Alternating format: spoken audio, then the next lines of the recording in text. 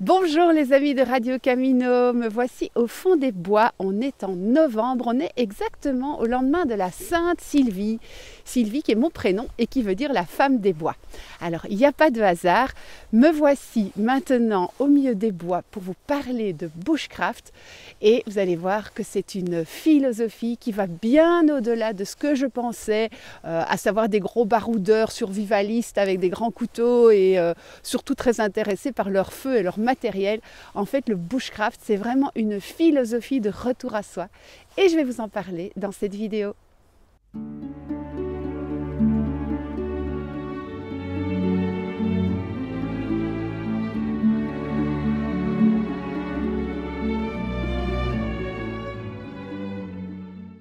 Il y a 4 jours, je suis partie en Ardennes, en Belgique. Alors l'Ardenne est parcourue par un chemin légendaire qui s'appelle la Via Arduina.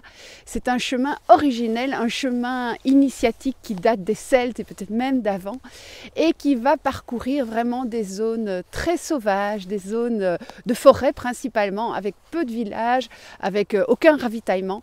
Et donc ça se prêtait parfaitement à une expérience d'itinérance en autonomie, si on peut dire, et avec des nuits à la belle étoile, enfin plutôt sous tente parce qu'il fait froid quand même.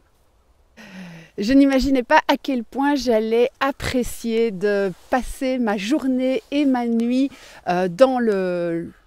Écoutez. Ah, il y a de la visite.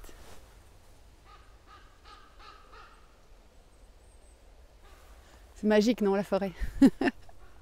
Mon souhait, c'était vraiment de m'éloigner du monde, en particulier des nouvelles pour le moment qui sont vraiment pas réjouissantes. C'était d'aller à la rencontre de moi-même et plus particulièrement de mes zones d'ombre, puisqu'on est dans une période de l'année où les nuits sont très longues. Alors assez curieusement, je n'ai pas vraiment dû affronter mes ombres pendant ce voyage. Au contraire, j'étais émerveillée par les paysages d'automne pendant la journée. Et puis j'ai passé mes soirées, alors une première soirée dans la tente dès 6 h du soir, mais c'était encore assez cosy avec ma petite lampe à préparer à manger un petit peu près au chaud. Et puis je me suis rendu compte que c'était vraiment beaucoup plus chouette les soirées où on peut faire un feu. Donc je me suis arrangée pour aller loin de tout, dans des lieux vraiment très discrets, pour pouvoir non seulement mettre ma tente tout à fait cachée, mais également allumer un petit feu. Alors j'évite évidemment les propriétés privées, les zones de chasse, etc. Mais bon, clairement, on est un petit peu à la limite de la légalité avec le feu. Le tout, c'est de bien le contenir et d'être prudent. Mais ce qui est vraiment magique, eh bien, c'est de renouer avec le feu, avec les soirées autour du feu. Je me rends compte qu'en fait, ça fait pas tellement longtemps que l'homme s'est détaché du feu. Jusqu'à la révolution industrielle, eh bien, on passait la soirée devant l'âtre, à regarder les flammes, peut-être à discuter, peut-être en solitaire. Et c'est quelque chose qui, tout comme le lien à la terre, nous manque à nous, gens civilisés.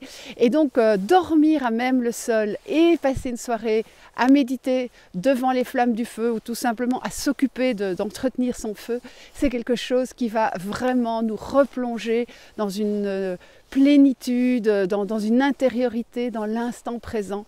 C'est vraiment une dimension tout à fait magique et je dois dire merci le bushcraft, merci de m'avoir permis de vivre ces journées et ces nuits en totale immersion dans la nature, dans la forêt qui est quand même un élément très protecteur, d'avoir pu aussi me connecter à des sensations comme l'ouïe, puisque les bruits de la nuit c'est extraordinaire. J'ai eu droit au brame du cerf, à l'aboiement des chevreuils, au hibou moyen-duc, à la chouette hulotte, à des tas de sons vraiment extraordinaires d'animaux qui osent sortir la nuit parce qu'ils n'ont plus peur des humains.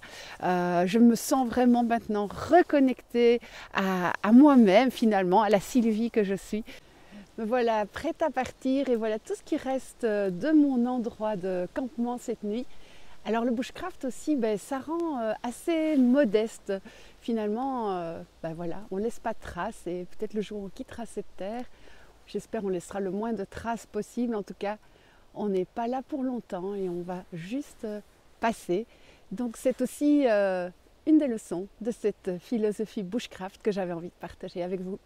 Alors excusez-moi encore à tous ceux que j'ai froissés en critiquant bêtement et sans savoir cette belle pratique. C'est vrai, quand elle est faite de façon respectueuse, individuelle, silencieuse, eh bien elle ne fait que du bien à nous, parce que nous nous retrouvons nous-mêmes, mais aussi parce qu'en se reconnectant à la nature, on aura encore plus envie de la protéger.